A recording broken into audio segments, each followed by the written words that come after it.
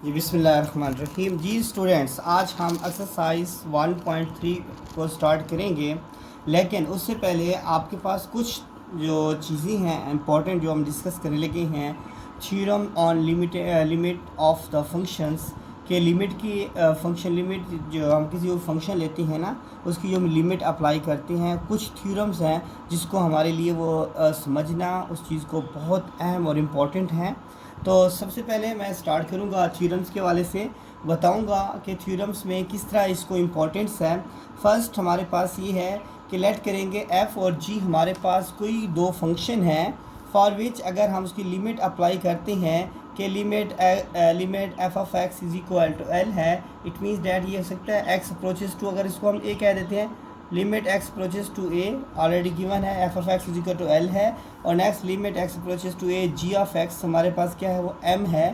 Then अगर हमारे पास दो फंक्शन हो एफ़ और जी, उसकी अगर हम लिमिट अप्लाई करते हैं उसके ऊपर वो एल के इक्वल आता है। एल हमारे पास कोई भी नंबर हो सकता है, कुछ भी हो सकता है, और एम हमारे पास कोई एनी नंबर्स हो सकता है, कोई उनके इक्वल आता है। तो फर्स्ट थ्योरम ये कहता है the limit of the sum of two function is equal to the sum of their limits के कि अगर हमारे पास कोई भी दो फंक्शन है उसकी हम लिमिट अप्लाई करते हैं। लिमिट अगर x अप्रोचेस टू a है और हमारे पास जो फंक्शन है f of x plus g of x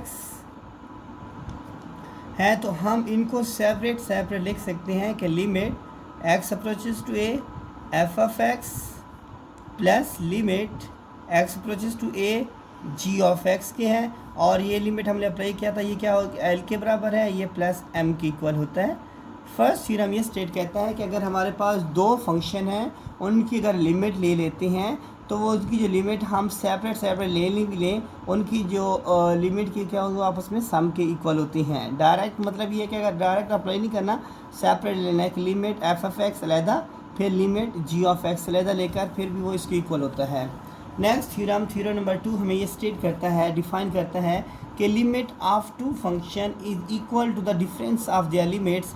अगर हमारे पास दो फंक्शन हैं लाइक दैट, अगर limit x approaches to A F of X negative sign G of x हो, तो हम इसको यूँ लिख सकते हैं limit x approaches to A F of X negative limit x approaches to A ji of x, और ये इसकी इक्वल होता है एल के और ये एम के इक्वल होगा।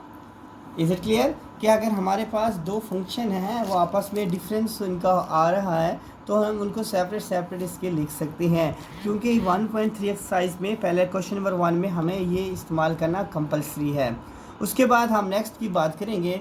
नेक्स्ट हमारे पास थ्योरम नंबर 2 ये डिफाइन करता है if K is any real number then, अगर हमारे पास एक लिमिट है उसके ऊपर के आया हुआ है limit x approaches to a के f ऑफ x है, तो याद रखना हम k को सेपरेट कर सकते हैं, रियल नंबर को अलहदा, limit x approaches to a f of x के इक्वल हो जाएगा।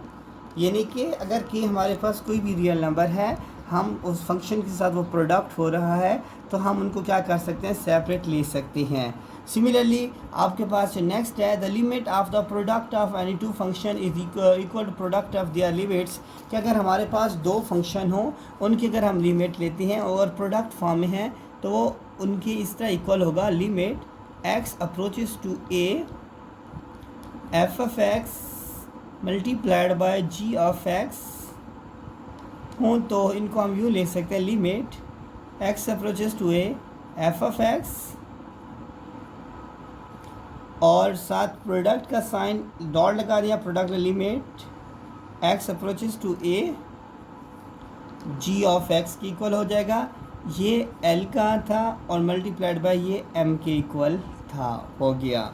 नेक्स्ट हमारे पास थ्योरम नंबर 5 ये स्टेट करता है, क्योंकि ये जो मैं आपको थ्योरम बता रहा हूँ ये थ्योरम जो है ना आपकी इसमें इस्तेमाल होते हैं पेपर्स में, अपने एक्सरसाइज 2.3 में ये बहुत ही अहम और इम्पॉर्टेंट है, इसलिए इसका इस्तेमाल होगा, इसलिए इस चीज़ को अच्छी तरीके से अंडरस्टैंड कर लें।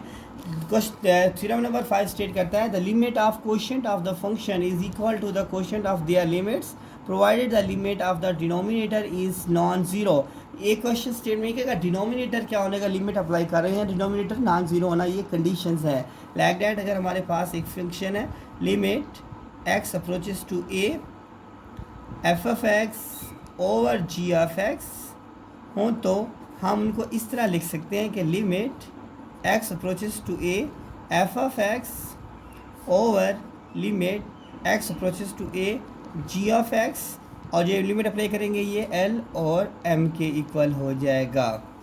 नेक्स्ट सिक्स थ्योरम जो इसका लास्ट थ्योरम है वो डिफाइन करता है limit of f of x की पर एन है where n is an integer. अगर हमारे पास एक लिमिट है लाइक दैट हम कहते हैं limit x approaches to A F of x whole's powers n है, तो हम इसको यूँ लिख सकते हैं limit x approaches to A F of x whole power n हो जाएगी इस तरह। अब इसको मैं एग्जांपल के साथ आपको समझा देता हूँ। फॉर एग्जांपल आपके पास एक फंक्शन है limit x approaches to, suppose that आप कह सकती हैं कि ए है, एक्स की जगह पर ए हम पुट कर देते हैं, और फंक्शन है आपके पास 5x होल की पावर 3 है। तो आप सबसे पहले हमने इस फंक्शन को इस्तेमाल करना है कि इसकी जो लिमिट है, क्योंकि आप सबसे पहले आपके पास रूल 5 जो 5 रियल नंबर इसको थोड़ा सा पहले ले जाएँ। Limit x approaches to a x whole's power 3 आ जाएगा अकॉर्डिंग टू दिस रूल। हमारे पास जो ये फंक्शन बताता था इसी के मुताबिक अब क्या होगा 5 सेपरेट एक्स लिमिट अप्लाई करेंगे तो क्या हो जाएगा ये ए हो जाएगा और होल पावर 3 आ जाएगा। इसको सिंप्लीफाई करेंगे 5 3 ए की power 3, it mean that 1 to 5 ए की पावर 3 आपका आंसर आ जाएगा। इंशाल्लाह उम्मीद करते हैं कि आपको बेसिक इंट्रोडक्शन ऑफ एक्सरसाइज 1.3 का समझ आ गया होगा, और ताकि अगर ये चीज़ें आपको समझ आई होंगी तो फिर आगे जब हम क्वेश्चन को इम्प्लीमेंट करेंगे तो उसमें आपके लिए कोई प्रॉब्लम नहीं होगा। और लास्ट में जिस तरह हम आपसे रिक्वेस्ट करते हैं कि आप हमें भी थोड़ा सा सपोर्ट करें, हमारे चैनल को सब्सक्राइब करें और अपने दोस्तों तक शेयर करें। Thank you so much.